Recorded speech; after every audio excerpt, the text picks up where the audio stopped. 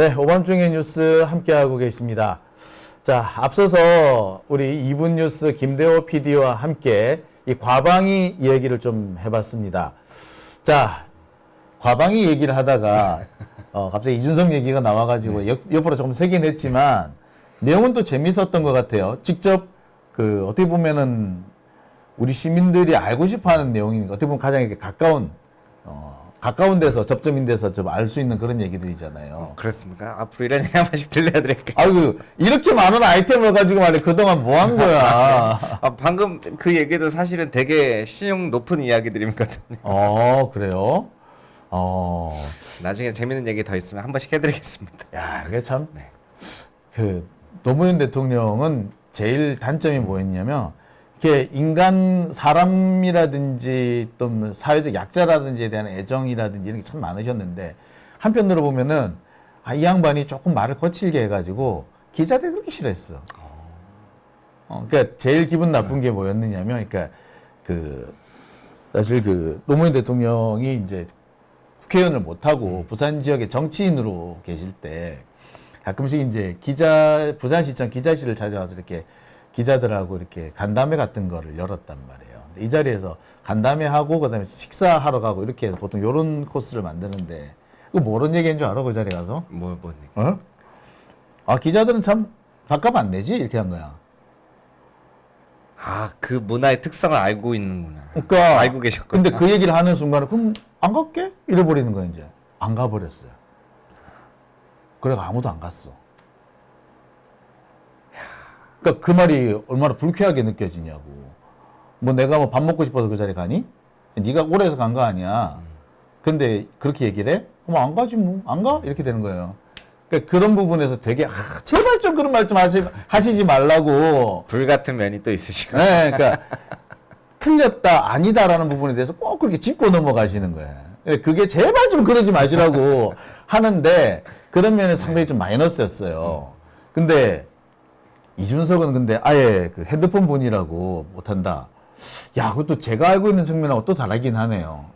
그래서 아마 그때 이제 화성으로 넘어가면서도까지 그 시점에 아마 대부분 강성 지지 팬들이 많이 떨어졌죠. 그러니까 보면은 그래. 내가 본 이준석은 입을 한번 여니까 닫지를 않더라고. 그런데 또 그런 자리 가가지고는 계속 커뮤니티만 봤다. 이 말은 결국에 사람이 많고 약간 좀 처음 보는 사람 낯을 가린다 이렇게 봐도 되겠네. 그럴 자리에서는 일종의 사이버 공간을 자기 독비처로 쓴다. 근데 정치인이 그럼 크게 실수하는 거거든. 근데 또 노무현 대통령이 나중에 그렇게 하다가 내가 그러면 안 되겠구나 되게 조심하셨어. 근데 이준석도 바로 요점이 본인이 계속 성공하는 정치인이 될 것이냐 망하는 정치인이 될 것이냐 관건이 될 것 같네요. 자, 이준석 얘기는 여기까지 하고 자꾸 얘기 길어지네. 자, 두 번째 주제로 준비한 거는 어떤 건가요? 이제 과방위 얘기를 했으니까 법사위 얘기가 준비되어 있겠죠? 맞습니다. 법사위인데요. 법사위 같은 경우는 이제 한 번 열리면 14시간 막 하고 그럴 때가 많거든요. 그러다 보니까 제가 최대한 한번 내용을 압축해서 법사위에서 어떤 내용들이 주로 이루어졌는지 한번 영상을 준비해 봤습니다. 법사위가 참 파란만장했어요. 이번에도 보면은, 네. 법사위 파란만장했고, 네. 뭐, 국방위에서도 재밌는 장면이 나왔습니다만, 법사위가 참 요즘 보면은, 야, 이거 참 재밌다. 서부할 것 같다. 하는 경우가 많아요. 자, 법사위 오늘 준비한 첫 번째 영상부터 한번 보시겠습니다. 네. 민생경제 비상사태 해결을 위해서 국민 모두에게 1인당 25만원, 가구당 평균 100만원의 민생회복 지원금 지급을 제안합니다. 부자감세, 민생 없는 민생토론에서 밝혔던 기만적인 선심 약속들, 그거 이행하는 데 드는 약 900조에서 1000조 원, 거기에 비하면 정말 세 발의 피 손톱 정도에 불과합니다. 이거 요만큼만 제발, 요만큼만, 저만큼만 우리 서민들을 위해서. 왜 25만 원만 줍니까? 국민 1인당 한 10억씩, 한 100억씩 줘도 되는 거 아니에요? 그렇게 되면 어떤 결과가 나오는지 뻔한 거 아니겠습니까? 이 현금 살포법에 대해서 먼저 좀 말씀을 드리겠습니다. 이게 현행 헌법 체계나 법령 체계에 좀 맞지 않는 부분이 많기 때문에 이거 좀 심도 있는 논의가 필요한데요. 먼저 이게 전 국민을 상대로 좀 재산이 많은 분도 포함해서 25만 원을 지급하게 되면 상식적으로 돈이 많이 풀리게 되면서 물가가 교란되는 측면이 있습니다. 이게 지금 재원 자체가 다 국채 발행을 하거나 재원에 부담이 되기 때문에 실질적으로 금리도 올라갈 위험성이 있거든요. 그래서 그런 점이 오히려 서민이나 민생을 더 힘들게 할 수 있다. 이런 것이 지금 현재 정부 부처 공무원들의 공통된 우려입니다. 그리고 재원이 한정돼 있는데 정말 힘든 자영업자나 서민들에게 이 재원이 집중되어야 하는 것이지 전 국민 상대로 25만 원 한다는 것은 좀 무리한 방안이고요. 일단 13조 원의 소요가 예상되는데 이게 전부 다 뭐 국채 발행하게 되면 아시다시피 청년들과 미래 세대의 빚이고 또 국가 채무가 늘어나면 그에 대한 그게 뭐 이자가 계속 지급을 해야 되지 않습니까? 그래서 빚이 눈덩이처럼 불어날 수 있기 때문에 대한민국 미래에도 상당한 부담이 될 것입니다. 지금 이 어려운 경제 현실을 타개할 정부의 주요 정책이 있어요, 없어요? 근데 지금 취약계층에 대해서 기초생활보장제도를 강화하고 있습니다. 소상공인들이 지금 죽어나고 있고 코로나 때보다 더 힘들다라고 하는데 취약계층 말고 이 네, 어려운 소상공인들의 위기를 타개할 방법이 뭐가 있습니까? 소상공인에 대한 그 정책 중에 하나로서만 말씀드리면 채무 조정과 네. 재기 지원을 위해서 맞춤형 자, 소상공인들은 채무 네. 조정 문제보다 당장 매출이 올라가면 다 해결된다라고 생각을 하는 분들이 훨씬 많더라고요, 현장에는. 이 매출을 올릴 수 있는 정책 혹시 만들어 놓은 게 있어요? 네. 뭐 중소기업 벤처부라든지 기획재정부에서 여러 가지 오늘 토론하러 정책을 나오셨으니까 취하고 대표적인 있는 대책 하나 정도는 말씀해 주셔야죠. 방금 제가 말씀드렸지 않습니까? 소상공인 자영업자 종합대책을 네. 지난 7월 3일에 그 종합대책 중에 매출을 올릴 수 있을 만한 대책 대표적인 거 하나만 말씀해 달라고요. 제가 그 주무부처가 아니기 때문에 오늘 토론하러 말씀드리기- 나오셨잖아요. 이 법에 대해서 소상공인들의 위기를 타개할 수 있는 굉장히 중요한 법인데 정부의 주요 대책을 지금 모르고 계시네요. 토론하러 주무부처에서 말씀을 나오셨는데도. 드리는 게 정확할 것 같고요. 네, 이 정도로 답변을 듣도록 하고요. 네, 이게 지금 이 정부의 현실입니다. 대책이 없거나 대책이 있어도 알지를 못해요. 25만 원 혹은 35만 원까지 지원하는 이 법에 대해서 뭐 현금 살포라고 여당은 얘기하지만 정작 중요한 건 이 민생의 어려움을 정부가 손 놓고 있다는 거예요. 여기에 대한 대책이 없어요. 대책이 없으니까 하다 안 되니까 그러면 국회가 먼저 나서겠다라고 해서 이 법이 시작된 것입니다. 도대체 무슨 근거로 법사위에서 여기에 때로 몰려서 안 된다고 이야기하는 거죠? 때로 몰려서 어떻게 반대를 하죠? 국민 여러분 잘 기억해 주십시오. 국민의힘 당이 이 부분에 대해서 부정하는 것을 잘 기억해 주시고요. 자, 무슨 사과를 이거 가지고? 그거는요 국문법에도 다 나와 있고요. 예, 민중적 용어입니다. 예. 조배수 의원님 토론해 주세요. 자, 제가 발언 시작하겠습니다. 아니 저기 시간 좀 빼주세요. 왜 자꾸 발언하는데 그러세요? 목소리가 너무 커가지고 좀 조용히 해주세요. 자, 5분 다시 아니 드리세요. 문제는 아닌데 자, 조배수 의원님. 발언하는 시간에 조배수 발언하는 의원님. 시간에 얘기하니까 그렇죠. 조배수 의원님 토론하세요. 일률적인 지원보다는 그 취약계층과 소상공인에 대해서 맞춤형 지원이 필요하지. 이렇게 다 뭐 전 국민 25만 원 하는 게 그게 정책적인 효과가 있겠나 이 말이죠. 그거 아닙니까? 네, 그렇습니다. 네. 그리고 저는 아까 우리 존경하는 모 의원님께서 소상공인들한테 참 매출을 올리는 게 굉장히 중요하다 그 얘기를 했어요. 그럼 매출을 올리는 게 뭐냐? 민간의 영역도 있는 것입니다. 경제의 흐름도 있어요. 그럼 왜 매출이 안 오르냐? 사람이 물건을 안 사요. 왜 안 사느냐? 소비가 위축되는 거예요. 왜냐? 근원 물가가 올랐기 때문입니다. 근원 물가가 왜 올랐느냐? 전기요금 올랐어요. 그렇죠? 최저임금 올랐어요. 그 근원이 다 어디냐? 탈원전에서 온 겁니다. 그렇다면은 오늘날 이렇게 근원 물가가 올라서 경기가 어렵게 하고 매출이 오르지 못하게 하는 이유는 뭐냐? 그 이전에 문재인 정부에서 경제 정책을 잘못했기 때문입니다. 이상입니다. 조배수 의원 참 사람이 저렇게 바뀌네요. 전 근데 국힘당 얘기, 그러니까 지금 아마 법사위에서 25만 원 지원법 이걸 가지고 지금 논의를 하고 있는 것 같은데, 그러니까 국힘당 쪽에서 계속해서 깐족되면서 25만 원 지원하게 되면은 효과가 없다, 물가만 오른다, 뭐 이런 식의 얘기를 하는 것 같아요. 그래서 제가 이 부분에 대해서 이 설명을 한두 가지 좀 더 해드려야 되겠다. 어허. 이 기억하시는 분들 시간이 지나면 사람이 까먹게 되거든요. 자, 그래서 첫 번째로 이야기했었던 게 저는 주진우 의원이 무슨 얘기를 했냐면 재정 부족하고 이걸 어디서 채권 발행하고 뭐 하고 하냐, 국채 발행하냐 그 이야기를 했는데요. 아마 아시는 분들도 있을 겁니다만 사실 이 민생지원금 25만 원 때문에 한번 체크를 한 적이 있어요, 기재부에서. 네. 그랬을 때 문제가 뭐냐면 아까 맨 앞에 이재명 대표가 민생 토론 때 막 1,000조 가까운 돈 이야기했는데 그 요만큼만 해서 주면 어떻냐 이야기를 했거든요. 그때도 기재부가 똑같은 반응이었던 게 뭐가 있었냐면 윤석열 대통령이 민생 토론하면서 막 공약들에 대한 막 이야기를 합니다. 근데 그 900조 1,000조에 대해야 되는 재원을 도대체 어디서 가져와야 되냐. 그거에 대한 질문이 기재부에 쏟아졌어요. 이거 어떻게 된 겁니까? 하고 했더니 기재부에서는 손을 그었어요. 저희 모르는 이야기입니다. 그 돈을 어디서 마련한다는 건지도 모릅니다. 하고 선을 그었었단 말이에요. 그 상황에서 사실 지금 현재 기재부에서 걱정하는 게 저거를 또 어떻게 예산을 짜야 되지? 돈도 없는데 말도 안 되는 금액의 예산 어떻게 짜야 돼? 이 문제가 하나 있고 또 하나의 문제가 뭐가 있냐면 지금 세수 펑크라고 해갖고 계속 뭐 감면해주니까 세수가 들어올 게 확실히 줄어들고 있어요.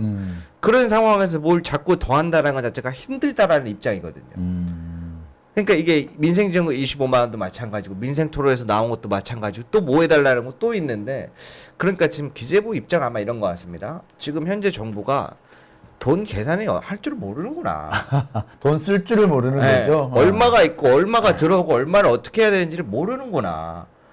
그러다 보니까 굉장히 지금 비호적인 입장을 내고 있거든요. 근데 그 이야기를 교묘하게 가져와서 저렇게 이야기하는 거라고 봅니다. 사실상 기재부에서는 지금 세수 펑크에 대한 걱정이 큰 상태라서 그 이야기를 못 하는 거라고 봅니다. 근데 전 몇 가지 좀 짚고 넘어가야 되는 게 우리가 전 국민 그 지원금을 이번 처음 준 게 아니잖아요. 네. 코로나 때 세 차례 걸쳐서 지급이 됐었어요. 그럼 그 결과 어떤 영향이 있었느냐? 물가가 올랐느냐? 안 올랐어요. 그 당시 우리 과거 그 코로나 때 지원금 한보면은 지원금 돌린 것만큼 세수가 증가를 해요. 그러니까 현실적으로 그것 때문에 크게 부담이 생기지는 않았어요.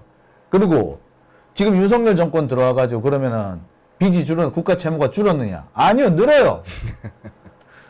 오래 늘고 있다고. 뭐 줄 거 안 주고 다 이렇게 줄이고 심지어 애들 우유값까지 줄였는데 그런데 올해 빚은 늘어나요. 왜? 세수가 줄기 때문에. 그러니까 지금 이게 그 경제에 대해서 크게 모르는 것이 그 원래 경제라는 것이 한번 제대로 돌아가기 시작하면은 선순환이 제대로 걸리기 시작하면은 이게 그 경제가 활성화되면서 세수 자체가 늘어나고 경제 규모가 커져요. 근데 지금 윤석열 정권에서는 경제 규모가 계속 쪼그라드는 상태인 거란 말이에요. 그러니까 이거를 뒤집으려면은 사실 방법은 재정에 적극적인 투입밖에 없는 거예요, 이게. 근원물가가 올랐다 그러는데 근원물가로 하면서 최저임금이 올랐다는 그런 개소리를 하고 있다고. 근데 근원물가의 제일 핵심이 뭔 것 같아요? 원자재 값이에요. 지금 우리나라로 치면은 원유 값이야. 원유 값이라든지 그 뭐 희토류라든지 철광석이라든지 같은 기본적인 어떤 원자재 가격이 지금 많이 올랐어요. 그래서 근원물가가 올랐다가. 근데 왜 원자재 값이 오른 것 같아? 왜 올랐을 것 같아? 다 올라가니까. 우리나라 원화 값이 내렸기 때문에 그래요. 문재인 정부 때는 1,100원 했었어, 원화가. 지금 1,300원, 1,400원대까지 올라가잖아요? 그러면은 실제로 우리가 100원에 사던 그 원자재를 110원, 120원에 사야 되는 거야. 그럼 물가는 가만히 앉아서 그만큼 올라가는 거예요. 그게 근원 물가의 문제였다고. 그러면은 왜 그 원화가 가치가 떨어지느냐? 예. 우리나라가 지금 그 국제 수지가 지금 계속 적자잖아요. 국제 수지가 적자가 되니까 우리 원화값이 계속 떨어지는 거예요. 결국 이거 보면 원래대로 돌아오잖아. 그럼 경기를 활성화시키면 이 문제 해결된다는 얘기가 되잖아. 그럼 경기를 어떻게 활성화시킬 거냐? 현재로서는 재정의 적극적인 투입밖에 없는 거고, 재정의 적극적인 투입은 두 가지 방안이 있어요. 뭔가 대규모 국책 사업을 일으킬 것이든가, 그게 아니면 지금처럼 국민들한테 지원금을 주는가. 근데 대규모 국책 사업이나 토목공사 일으켜가지고는 이제는 더 이상 효과가 없다는 게 드러나 버렸어. 그래서 뭐 한다? 그러면 차라리 현금을 직접 주자라고 한 거예요. 이게 기본적으로 이거는 이게 2000년대 이후에 들어서면서 모든 그 자본주의 선진국들에 나타나고 있는 장기 침체를 극복하는 과정에서 자연스럽게 나온 정책인데 쥐뿔도 모르는 게 물가 오른데 뭐 물가가 올라서 코로나 때 물가 올랐냐고. 안 올랐잖아요. 그래서 오늘 선배님 중요한 부분 짚어서 이어나가 보겠습니다. 그러니까 이게 법사위 얘기를 하다가 그러니까 우리가 이러한 내용을 자세히 많은 사람 더 알려준다 보내게 두 번째 내용에 김용민 의원님이 나와서 그런 이야기를 했습니다. 중소기업 소상공인들을 위한 정책은 뭐가 준비되어 있느냐? 근데 대출에 대한 이야기를 했는데 이걸 회복하고 살릴 방법에 대해서는 전혀 이야기하지 못한다. 이게 지금 정부의 현실의 작태다. 그러니까 매출이 올라가면은 그 돈 가지고 이제 빚도 갚을 수 있고 자연스럽게 재무 조정이 되는 건데. 실제로 지금 대출에 대해서 이제 문제가 있는 사람들이 많은데, 근데 정부에서 이야기 못하는 것 중에 또 하나가 더 있죠. 이 소상공인 자영업자들이 힘든 시점이 너무 지나치게 많아지다 보니까 어떻게 됐어요? 대출을 돌려막기 하는데 대부분 이 2개에서 3개 정도의 대출을 갖고 있습니다. 그러니까 다중채무라고 하죠. 그렇죠. 그러다 보니까 이제 그거에 대해서 새 출발 기금이라고 해갖고 막 몇십 조 편성하고 뭐 이런 것들도 많이 준비를 했었거든요. 그만큼 상황이 안 좋은데 여기서 또 대출을 이야기하는 것은 확실히 뒤처지고 있는 건데, 그런데 그럴 수밖에 없는 게 마지막 세 번째 조배수 의원이 얘기했던 또 그 부분도 있었지만, 그럼 차별 지원에 대한 이야기를 또 안 할 수가 없어요. 그럼 차별 지원해? 자, 그러니까 원래 뭐 어땠냐면은 민생지원금 이야기할 때 차별 지원을 하게 되면 차등 지원이. 차등 지원하게 되면은 이걸 선별하는 과정과 그 시간과 돈이 훨씬 더 많이 들어간다. 그치. 지급하는 비용보다. 그러니까. 누구부터 누구까지 줄 것인가. 그러한 부분들도 문제가 있고, 그래서 전체로 가자라고 했는데, 그러다가 이제 차별 지원, 차등 지원이든 뭐 막 계속 이런 얘기를 하니까 민주당이 한 발 양보를 한 적이 있습니다. 지난 국회 말 전에 양보를 했어요. 그러면 좋습니다. 우리가 이걸로 싸우지 말고 그 차별에서든 차등에서든 합시다 하고 민주당이 한번 이재명 대표 양보를 했어요. 그랬는데 갑자기 그러고 나니까 조용히 들어갔었거든요. 그러니까 사실 지금 조배수 의원이 얘기했던 차별 지원 뭐 이런 이야기는 통하지가 않는 게, 국민의힘에서 그걸 주장해갖고 민주당이 오케이 그럼 그렇게 합시다라고 했는데 그 뒤로 진행을 안 했거든요. 아니, 그러니까 차등 지원을 할 것 같으면 차등 지원 방안을 갖고 오든가. 그래서 전 국민 지원하면 안 되고 차등 지원합시다라고 얘기를 해야 되는데, 차등 지원도 방법이 지금 아무 말 안 하고 있으면서 차등 지원이 더 낫다 그러면 뭐 그게 반대를 위한 반대 아니야 그거야말로. 그래서 저는 여기서 뭘 보냐면, 사실 이게 이 민생지원금 25만 원에 대한 호불호는 갈릴 수 있는데 여당 입장에서 할 말이 없어야 됩니다. 왜냐면요, 윤석열 대통령이 후보 시절에 1호 공약이 자영업자 소상공인 그러니까. 600만 원 지급이었어요. 맞아.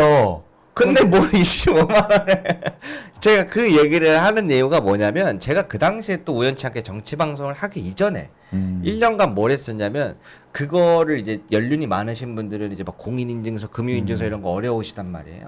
신청을 잘 못했어요. 그거를 신청하고 하는 걸 제가 도와주는 역할을 1년간 했거든요. 근데 그 중에 대부분 9개월을 뭐 했냐면 신청을 했어요. 자기가 이런 것도 입증할 수 있고 됐는데 거절을 당한 거예요. 거부를. 지금 거부를 당했어요. 그래서 그분들이 연륜이 많으시니까 인터넷 잘 이용 못 하시잖아요. 제가 그분들을 대신해갖고 그런 것들을 다 찾아봐주고 해주는 역할을 했거든요. 그래서 그 당시에 제가 권익위에도 쫓아가고 중기부에도 쳐들어가보고 했었는데, 그때 제가 느꼈던 게 뭐냐면, 이 사람들이 가장 큰 문제가, 누구는 받았는데 누구는 거절당했어요. 거절당한 이유가 뭡니까 궁금할 거 아니에요. 그 이유를 안 알려주는 거예요. 하긴 나도 어디 가서 네. 공공기관에서 뭐 벤치 먹었는데 왜 벤치 먹는지 얘기를 한 번도 들은 적이 없는 것 같아요. 그렇죠. 그래가지고 그 이유를 안 알려주는 거야.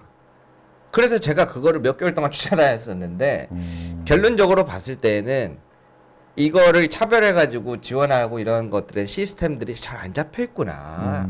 시스템 자체가 문제다. 600만 원 공약이라고 지급한다고 했는데 그 지급 절차에도 문제가 여러 가지가 발생하는 걸 보고 시스템이 안 잡혀 있구나. 그러니까 저기서 한 단계 더 나아간 토론이 안 되는구나. 그걸 느끼는 겁니다. 그런 이야기를 우리는 할 줄 알아야 된다. 그런 면에서 보면 참 답답해요. 그래서 아마 이제 뭐 토론도 그만하고 그냥 얼른 표결합시다로 넘어간 것 같은데, 그 과정에서도 참 우여곡절이 많았죠. 그래서 저는 누군가 그 얘기했습니다. 윤석열 대통령 1호 공약 600만 원 지급할 때는 아무 말도 안 하다가 왜 그러냐. 그래서 솔직히 이게 좀 다른 이야기입니다만 그게 있어요. 민생지원금 25만 원에 대해서 대호 씨는 찬성합니까 반대합니까 물어본다면 저는 찬성이 70이고 반대가 30입니다. 방금 선배님 했던 이야기랑 연결돼 있어요. 찬성은 제가 살면서 세금을 알게 모르게 냈을 거 아니에요. 뭐 알바도 하고 일도 하면서 그거에 대한 진짜 효능감 있는, 직접적으로 내가 낸 세금에 대한 혜택을 받았다고 가장 크게 느낀 게 문재인 정부 시절 때 25만 원이었어요. 물론 그 외에도 일상성에서 뭐 복지라든가 사회복지점에서 받고 있겠지만 체감된 게 그런 게 있었었는데, 그럼 반대하는 30은 무엇이냐? 선배님 했던 얘기랑 비슷합니다. 제가 궁금해서 찾아봤어요. 민생지원금 25만 원을 지난 문재인 정부 때 뿌린 적이 있으니까 그때 어떻게 됐나? 그때 물가 상승률이 뿌리고 나서도 평균 2%대였습니다. 문재인 그렇죠? 정부에서 임기 내내 물가 상승률이 2%대로 굉장히 안정적으로 잘 잡혔어요. 지금보다 낮아요. 네. 그랬는데 지금 윤석열 정부에 궁금하잖아요. 물가가 얼마나 바뀌었나? 여기는 돈도 안 뿌렸는데 4%부터 시작합니다. 지금 2년 됐는데 4%를 내네. 그럼. 한 정부에서는 지금 계속했는데 평균 2%고 여기는 시작부터 4%여가지고 야 위험하겠다. 뭐가 위험하냐? 이 반대 30이 여기서 나오는데 저희가 여기서 지금 이 말도 안 되는 물가를 못 잡는데 민생지원금 25만 원 해놓고 민주당이 하자해서 했는데 이렇게 됐지 않냐? 이 덮어 씌울까봐. 이재명 당대표가 하자해서 했는데 지금 물가 어떻게 됐냐? 왜냐면 일반인들이 솔직히 수치에 큰 관심을 갖지는 않거든요. 대한민국 물가 상승률 몇 프로냐? 금융이나 경제, 막 주식 이런 관심 많은 사람들은 항상 모니터링을 하겠지만 매일 보진 않잖아요, 일반인들이. 그러면 나중에 이거 덮어 씌울까봐. 내가 그 걱정을 내가 한 가지 좀 덜어줄 수 있는 얘기를 할게요. 네. 지금 물가가 왜 올라요? 못하니까 오르죠. 자, 못하니까 물가가 오르는 방법과 오르는 이유는 두 가지가 있습니다. 돈이 많거나 물건이 모자라거나. 지금은 돈이 많지는 않지만 그렇게 모자라지는 많이 풀린 건 아니죠. 지금 물가가 오르는 이유는 생산이 적기 때문이에요. 제품이 상품이 적은 거야. 그러니까 그러니까 이 상황을 극복시킬 수 있는 거는 생산을 늘리면은 물가가 떨어지는 거예요. 자, 돈을 뿌린다고 해서 물가가 오를 것이다라는 건 되게 단편적인 생각인 거야. 그것이 생산을 자극을 하면은 물가가 오히려 떨어질 수도 있어요. 그걸 보세요. 그러니까 이게 돈 뿌리면 물가가 올라간다라는 얘기는 그거는 아주 기초적인 사고밖에 못하는 사람들 생각인 거예요. 그러니까 왜 지금 물가가 오르느냐? 자, 생산 자체가 적기 때문에 그래. 그럼 생산을 늘려주면은 물가가 떨어지겠네? 생산을 어떻게 늘릴 거야? 생산을 늘리려면 팔린다는 그런 전망만 있으면 물건을 만들어낼 거예요. 그럼 팔린다는 물건을 어떻게 만들 거냐? 그 유인책이 지원금인 거야. 그렇게 되면 생산 자체가 늘어요. 그렇게 되면은, 돈이 투여된 것만큼 이게 늘어나는 겁니다. 그리고 지금 이게, 돈이 늘어나는 것 같아요. 지원금 주면은. 자, 물가가 오르려면은 총 통화 중에 하고 비교해서 총 재화의 숫자가 적으면은 총 통화에 비해서 재화가 적어야지 물가가 올라가는 거예요. 근데 총 통화는 안 늘어나면은 그 대신에 어디에 쓰느냐를 바꿔주는 것으로서 이거 하는 거기 때문에 사실 총 통화는 늘어나지 않아요. 그러니까 좀 돈 많은 사람들이 가지고 은행에 집어넣어야 될 돈을 꺼내와 가지고 세금이라는 명목으로 끌어내와 가지고 국민들한테 지급하는 거야. 그럼 총 통화는 늘진 않아요. 그죠? 그러니까 물가가 오르느냐? 안 올라요. 그럼 여기 위에다가 장영진 TV 옆에 경제 전문 이런 거 써놔주는 거.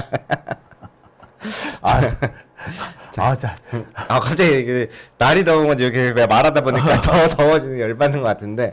자, 그러면은 왜 제 주변에도 민생지원금 25만 원에 대해서 되게 부정적인 시각을 가진 친구들이 많은데 그럼에도 불구하고 저는 왜 이게 옳다고 보는지는 잠시 후에 다른 영상들 보고. 자, 그러면 다음 영상 한번 보시죠. 네.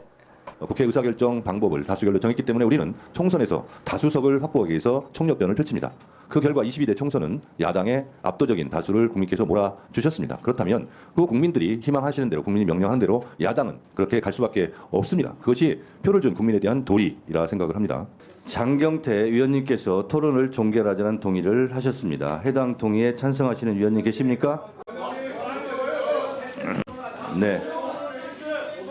김승원 의원님, 김용민 의원님 등의 찬성이 있으므로 국회법 제71조에 따라 토론 종결 동의가 의대로 성립되었고 이에 대하여 국회법 제108조에 따라 토론을 하지 않고 표결할 것을 선포합니다. 표결에 앞서서 회의장에 계신 위원님은 모두 재석 위원수에 포함된다는 점을 말씀드립니다. 그리고 방법은 국회법 제112조 및 제71조 단서에 따라서 거수 표결로 진행하겠습니다. 먼저 찬성하시는 의원님들은 손을 들어주시기 바랍니다. 찬성하시는 분 손 들어주세요. 내려주십시오. 다음 반대하는 의원님은 손을 들어주시기 바랍니다. 반대하시는 분 손 들어주세요. 내려주십시오. 표결 결과를 말씀드리겠습니다.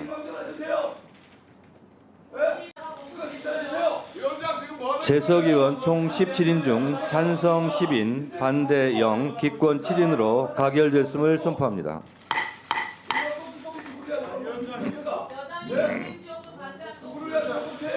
토론이 종결되었으므로 의결하도록 하겠습니다.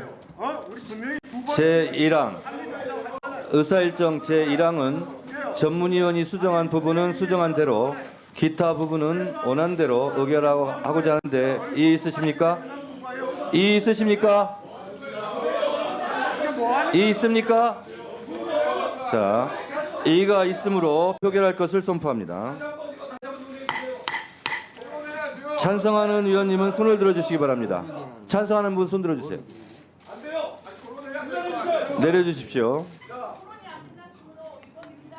다음 반대하는 의원님은 손을 들어주시기 바랍니다. 없습니까? 반대하는 의원님은 손을 들어주시기 바랍니다. 안 계십니까? 표결 결과를 말씀드리겠습니다. 재석 의원 총 17인 중 찬성 10인, 반대 0인, 기권 7인으로 이 안건은 가결되었음을 선포합니다.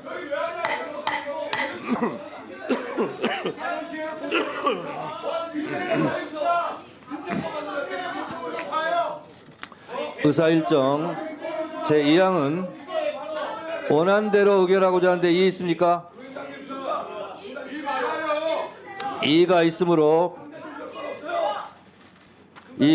표결할 것을 선포합니다. 찬성하는 의원님은 손을 들어주시기 바랍니다. 내려주시기 바랍니다. 다음 반대하는 의원님은 손을 들어주시기 바랍니다. 반대하는 의원님 손 들어주세요. 안 계십니까? 안 계시는군요.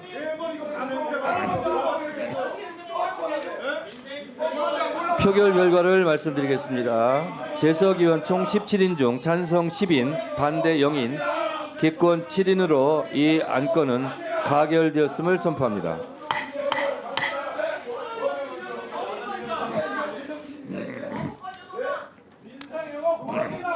앉아주세요.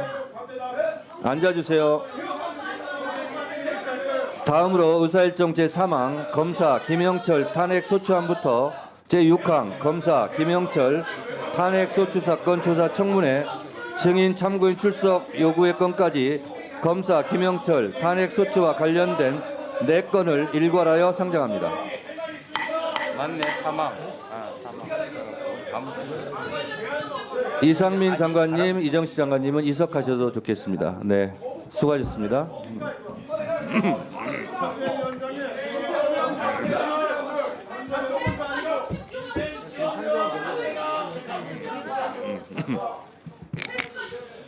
국회 의사결정 방법을 다수결로 정했기 때문에 우리는 총선에서 다수석을 확보하기 위해서 총력전을 펼칩니다. 그 결과 22대 총선은 야당의 자, 뭐 우리가 법사위에서 많이 보았던 장면인데 이날 같은 경우에는 재밌는 모습도 많았어요, 그죠? 예. 갑자기 이제 곽주택 의원이죠. 네. 곽주택 의원이 지가 뭔데? 이러는 바람에 한번 소동이 났던 바로 그 장면이에요. 맞습니다. 예. 그러니까 아마 이제 국민의힘 쪽에서는 25만 원 이 지원금이 통과되면은 아마 그게 자신들한테는 좀 불리한 아마 이슈가 될 거라고 생각하는 것 같아요. 그래서 아마 극구 반대했던 것 같고 뒤이어서 검사 탄핵안이 올라오니까 더 극렬히 반대하지 않느냐 생각도 드네요. 그래서 이제 이 지금 법사위 현장을 봐라. 이게 지금 법사위 위원들이 모여서 하는 회의 같냐 아니면 검사들이 대변하러 온 회의 같냐 이런 이야기들 막 나올 정도로 불거졌거든요. 그렇죠. 보니까 검사들이 다 아주 유상범, 곽규택, 그 또 한 사람이 주진우. 주진우 다 검사들이죠. 어떻게 또 보면은 정치 검사라고 할 수 있는 그 표상 같은 사람들이라 그러니까 아마도 25만 원 지원법 이것도 괜히 25만 원이 문제가 돼서 반대를 한다기보다 그 이후에 올 검사 탄핵안 탄핵 그거 안을 상정 안 하려고 방해하려고 했던 게 아닌가 생각도 사실 들어요. 자, 이 장면도 보셨고 그럼 이제 다음 장면도 한번 볼까요? 네, 거기까지 보고 이야기 나누겠습니다. 여러분께서 말씀하시는 대로 대통령의 거부권이 행사되지 않는 법을 우리가 만들고 그래서 행정부에 던져놨을 때 거부권을 행사하지 말라고 요구하는 것이죠. 이와 같이 그러한 절차 없이 일방적으로 민주당이 소위 다수결의 원칙이라는 이유만으로 충분한 수기 없이 법안을 만들어서 끌고 가시면 결국은 또다시 거부권이 나올 수밖에 없잖아요. 저한테 빌런 얘기 하시는데요. 그와 반대로 많은 국민들은 빌런을 윤석열 대통령이라고 생각하는 사람도 많습니다. 윤석열 대통령께서 총선 이후에 국민의힘 의원님들께 뭐라고 말씀하셨습니까? 여야 합의된 것만 통과시키고 거부권 행사하지 않고 여야 합의가 되지 않은 것은 다 거부권 행사하겠다라는 취지로 말씀하지 않았습니까? 그게 반헌법적 발언 아닙니까? 그러면 윤석열 검찰 독재 정권, 윤석열 대통령은 그렇게 말해도 되고 그렇게 행해도 되고 국회에서 국회법을 준수하며 통과시키는 법은 통과시키지 말라면 차라리 국회를 해산하세요. 정청래 법사위원장에게 항의를 하는 거 좋습니다만 국민의힘 여러분들께서는 윤석열 대통령의 거부권 폭주에 대해서도 한번 생각해 보시기 바랍니다. 곽규택 의원님이 위원장님한테도 그렇게 막말을 했지만 박지원 의원님이 지난번에 뭐라고 하셨을 때 본인이 자기한테 그런 걸로 오해해서 소리를 질렀다고까지 인정하면서도 사과를 한 적이 없다고 주장하지 않습니까? 인사를 한 적은 있지만 사과한 적은 없다고까지 얘기를 하는데 이것은 인격의 문제지 단순한 실수의 문제가 아닌 것 같습니다. 윤석열, 김건희 공동정권의 국정농단 관련 논란이 계속되고 있습니다. 현재 대통령실 자치행정비서관실에서 일하는 김찬수 당시 영등포 경찰서장이 용산에서 사건 내용을 알고 있다. 심각하게 보고 있다. 라고 하면서 마약 수사 브리핑 연기 요청을 했다고 합니다. 고발인 조사에서 그런 부분이 나왔습니까? 그 경찰관이 청문회에 나와서 그런 발언한 것은 언론을 통해서 알고 있는데 지금 그 고발인 조사에서 구체적으로 어떤 진술이 나왔는지는 제가 좀 이 자리에서 다 밝히기는 좀 곤란한 그런 상황입니다. 그러니까 김찬수 서장의 용산 언급이 있고 마약 수사 브리핑이 2번이나 연기가 됐고 뒤늦게 열린 브리핑에서는 세관이 마약 밀반입 사건에 연루됐다는 내용이 빠졌습니다. 공수처장님 잘 알고 계실 텐데요. 지난 고발인 조사에서 이런 내용이 전부 다 조사가 됐을 것이고 세관이 연루된 의혹이 있는 마약 수사에 용산이 개입했다는 수사 외압 폭로가 나온 상황입니다. 그러면 대통령실이나 윗선에 대한 압수수색이나 이런 것들이 빨리 진행이 돼야 된다고 생각하시는데 공수처장 입장 어떠십니까? 의원님께서 그 지적해 주신 부분 고려해서 저희들 또 고발장이 들어와 있으니 또 그 의혹을 해소하고 또 수사가 정상적으로 진행되는데 문제가 없도록 최선을 다하겠습니다. 지금 공수처는 최병 순직 수사 외압 관련해서도 대통령실 수사를 전혀 안 하고 있어요. 그럼 이것도 마찬가지로 안 하실 거 아닙니까? 어떻게 하시겠습니까? 저희들 그 인력이 부족한 중에 지금 최혜병 사건에 대해서도 진력을 다하고 있습니다. 좀 외부에서 보기에는 좀 부족해 보이지만 최선을 다하고 있다는 말씀을 올립니다. 이사 절차와 원칙대로 수사를 진행했던 백혜룡 경장은 어떻게 됐습니까?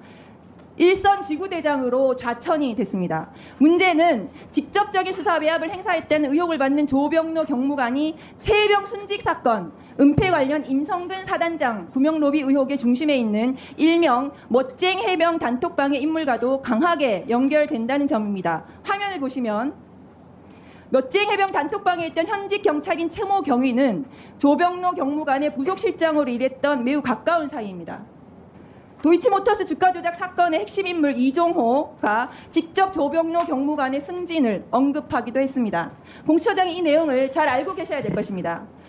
이번 사건은 단순히 경찰 내부의 수사 외압 사건이 아니고 9월 20일 김찬수 서장이 용산을 언급하고 나서 수사가 이첩이 되고 마약 수사의 핵심 수사 대상이었던 세관이 언론 브리핑에서 빠졌습니다. 그러면 이 백혜룡 경정의 조병로 경무관 고발 건은 수사 외압, 인사청탁 의혹, 징계무마 의혹이 함께 같이 있는 국정농단의 일면입니다.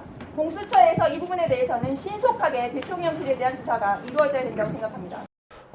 이제 세 번째 영상을 봤는데요. 그러니까 세 번째 영상은 이제 우리 박은정 의원님이 열심히 활약하는 장면이 중심을 대고 있네요.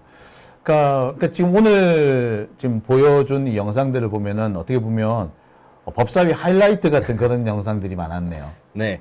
그래서 이제 법사위에서 이루어지는 것들이 시간대가 대부분 길기 때문에 사실 이 긴 시간 동안 이루어진 거를 10분 내로 압축하는 게 좀 쉽지는 않은데 그래도 가능한 어떤 일들이 중점을 있었는지 이렇게 앞으로 한 주간마다 상임위 내용을 좀 소개해 드리려 하고요.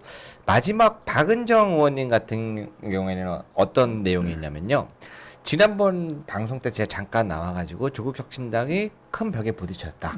그거는 이제 교섭단체로 될 수 있는 기준이 아직 안 되기 때문에 그러한 부분에서 할 수 있는 활동에 제약이 많다. 그런 이야기를 드렸었는데 저희 또 시청자분들께서 또 뭐 그거 맞는 것 같다, 아닌 것 같다, 또 여러 가지 이야기가 나왔습니다. 근데 그때 이거 추가 선사를 이야기를 드리자면 저는 현재 상황을 설명을 드리는 정도예요. 이견을 드리는 게 아니라 지금 이런 상황이고 아마 저것도 제가 보기에는 어느 정도 민주당은 현재 지금 민생지원금 25만 원과 노란봉투법, 검찰 탄핵 소추안 이 부분을 저 법사위에서 중점으로 가져갈 수밖에 없는데 모든 사안은 시의성이라는 게 있지 않습니까? 지금 박정원 대령과 똑같은 일이 벌어진 거예요. 경찰에서도. 그렇죠. 마약이 지금 256만 명분 이상 어마어마한 마약에 대한 이게 뚫렸는데 뚫려가지고 그거를 잡아내는 과정에서 잘했다라고 칭찬을 받았는데 칭찬받아야 될 사람인데 또 갑자기 어느 날 갑자기 뭐 이 브리핑을 하려고 하니까 칭찬받고 브리핑해야 되는데 용산에서 심각하게 보고 있다. 브리핑이 이제 취소가 되는 과정, 좌천되고 하는 과정들이 너무나 똑같다. 그리고 주요한 인물인 도이치모터스 이종호 대표가 또 저기 연루되어 있고 이런 과정 속에서 이거를 다뤄야 되는데 이걸 누가 언제 다룹니까? 민주당에서도 물론 다루겠죠. 다루는데 한계라는 게 있단 말이에요. 왜냐면 여기서는 지금 민생지원금, 노란봉투법, 검찰소추 탄핵안 이거를 민주당이 지금 주로 가져가고 있고 그래서 지금 추가적인 서포팅 부분을 지금 조국혁신당이 미는 게 지금 현재 보일 수 있는 우리가 알 수 있는 부분이었다라고 설명을 드리기 위해서 같이 가져왔습니다. 그러니까 보면 확실히 박은정 의원이 그 질문이나 이렇게 신문을 할 때 확실히 보면은 뭐 경찰이든 뭐 공수처든 굉장히 긴장하는 모습이 보여요. 그러니까 오동근 그 공수처장 같은 경우도 뺀질거리죠. 뭐 깐족된다고 보기는 어려운데 좀 뺀질대고 비실비실 웃는 게 좀 되게 기분 나쁜 그런 양상이었는데 확실히 박은정 의원이 질문하면은 조금 긴장하는 모습도 보이긴 해요. 그게 아마 효용감이 아닐까라는 생각도 드네요. 그렇지만 이제 일부에서는 계속 이 문제 조국혁신당과의 갈등 문제를 계속 부풀리는 사람들도 있잖아요. 이게 사실 제일 걱정이에요. 그래서 이제 어제 네. 이재명 대표나 조국 대표를 만나셨잖아요. 그렇죠. 2시간 정도가 따로 이제 독대를 하셨다고 하더라고요. 그래가지고 이제 사람들이 이제 무슨 이야기를 했을까? 그러니까 도대체 무슨 얘기했느냐고 막 이렇게 물어보고 특히 이제 그 조국 대표가 나오니까 기자들이 우르르 몰려와가지고 뭔 얘기했냐고 막 물어보고 그랬다 그러더라고요. 그러니까 또 조국 대표가 또 자세히 말을 안 했더라고. 말을 안 하니까 또 뭐 일이 잘 안 풀려서 그렇다는 등 또 뭐 그거 가지고 또 뭐 그럴 줄 알아 또 하여튼 이렇게 말이 참 이상한 말들이 떠돌더라고요. 그래서 그랬는지 아마 조국 대표가 SNS에 글을 올렸어요. 무슨 얘기를 했다라고. 근데 아시다시피 조국 대표가 글을 올리자마자 이재명 대표가 바로 이거를 공유를 해줍니다. 자, 이게 이재명 대표 SNS예요. 자, 이렇게 하면서 벌써 10년 전이군요 라고 하면서 조국 대표가 이렇게 글을 올린 내용들이 있습니다. 2시간가량 비공개 대화를 했는데 추측 보도가 많다. 근데 그 용산발 다중국가 위기에 대해서 진지한 대화를 나누었다라고 하시면서 윤석열, 김건희 공동정권을 종식시키고 민생을 최우선시하는 나라를 다시 만들어야 한다. 이런 얘기를 했다라고 했죠. 그러면서 나오는 얘기가 이 부분이에요. 이 부분이거든요. 일부 언론, 일부 양당 지지자, 일부 유튜버들이 이재명과 조국, 민주당과 조국혁신당을 갈라치고 이간질하고 있음을 함께 걱정하기도 했다. 이 부분이 어떻게 보자면은 제일 중요한 대목이 아닌가 생각이 들어요. 그러니까 어째서 그런 부분 때문에 이런 글을 올렸다라고 말씀하시려는 것 같아요. 그리고 아마 그러자마자 또 이재명 대표가 바로 공유를 해주셨더라고요. 저도 저거를 보면서 느낀 게 두 가지가 있습니다.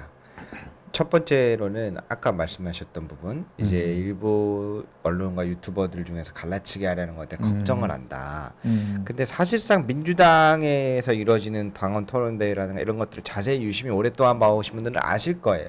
그거에 대해서 이재명 대표님도 굉장히 경계를 많이 하세요. 그렇죠. 선거 전에야 선거 전에야 이제 비례 이제 문제로 인해 가지고 우리도 우리 나름 민주당도 민주당 나름대로 당선이 됐으면 하는 사람들이 너무 많기 때문에 더 열심히 했던 거고 조국혁신당도 마찬가지로 했어서 그런 게 조금 있었을 뿐이지 선거가 끝났는데도 아직도 그 얘기하는 사람들은 뭐냐 그러면 안 된다 이런 이야기를 많이 하셨었거든요. 네. 근데 이런 것들을 저도 이제 한 번씩 유튜버들을 보지만 교묘하게 자르는 분들도 있어요.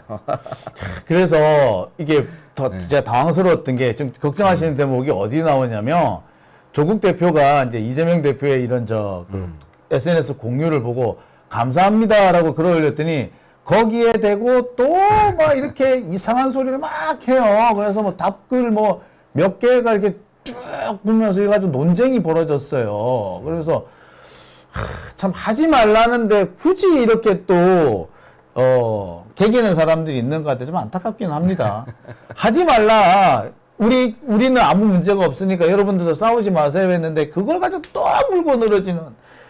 이쯤 되면은 애시당초 목표가 어떤 당을 지지한다는 게 아니라 갈라치기, 말 그대로 분열과 각계격파를 위한 행동들이 아닌가 의심할 수밖에 없네요. 그래서 제가 조심스러운 게 항상 그런 점이었던 것 같아요. 사실은 뭐 지지자나 아니면 시청자분들이야 내가 생각하기에는 그거보다 이런 것 같다고 언제든 의견을 개진할 수 있죠.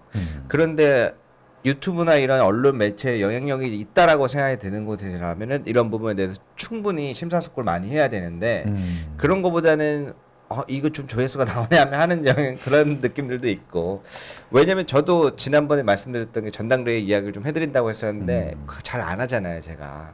지난번에 전당대회 얘기 했다가 하려다가 좀 뒤로 미뤘죠. 네. 그 이유가 뭐냐면 비슷한 현상들이 좀 몇 개 있습니다. 전당대회 안에서도. 예를 들어서 이제 어느 유튜브에서 이제 나오는 최고위원 후보들은 자기를 알리기 위해서 어디든 지금 많이 나가는 상황이에요.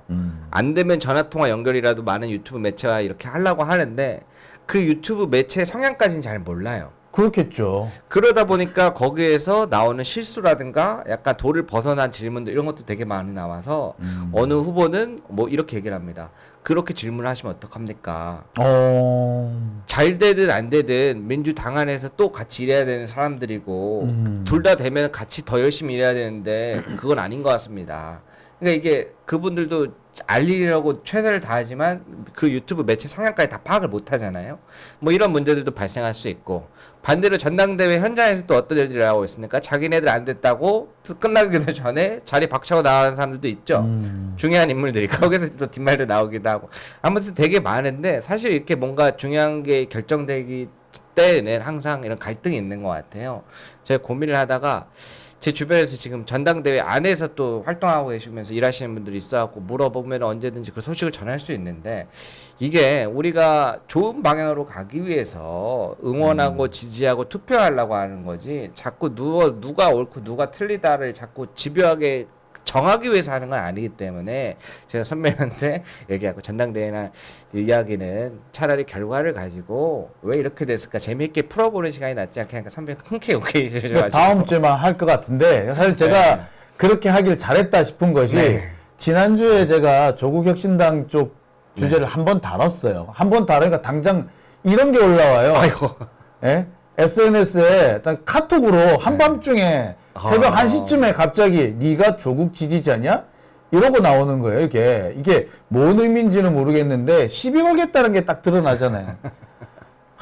진짜 보면 이런 사람들이 나라를 망치고 민주주의를 망치고 있는데 이런 사람들이 돈을 벌기 위해서도 이런 짓을 한단 말이에요. 그러니까 참 관심을 주면 안 된다, 안 되겠구나.